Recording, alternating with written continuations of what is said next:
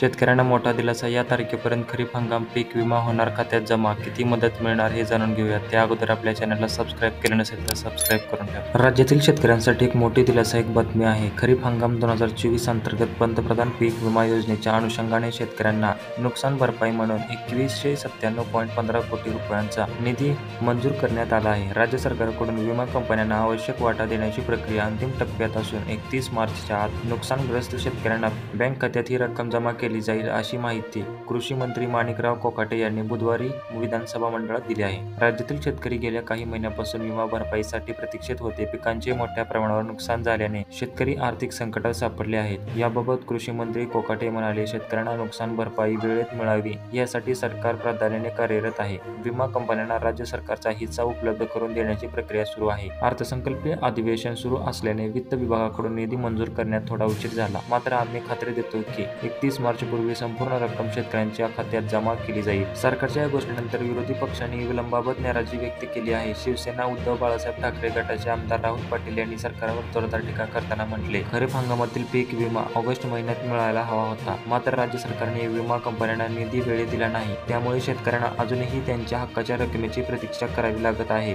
जर सरकारने वेळेस निर्णय घेतला असता तर शेतकऱ्यांना कर्जाचा भार सहन करावा लागत नसता. तसेच विमा वितरणातील विलंबाबद्दल राष्ट्रवादी काँग्रेसचे आमदार राजेश विटेकर यांनीही नाराजी व्यक्त केली. त्यांनी विमा कंपन्या आणि बँकांच्या भूमिकेवर प्रश्नचिन्ह उपस्थित करत म्हटले, विमा कंपन्या मंजूर झालेली रक्कम वेळेवर शेतकऱ्यांना देत नाहीत. बँकांकडून त्यावर व्याज घेतले जाते, मात्र प्रत्यक्षात शेतकऱ्यांना निधी मिळत नाही. या प्रकरणाची सखोल चौकशी करावी आणि संबंधित बँकांना जबाबदार धरावे, अशी मागणी करण्यात आली आहे.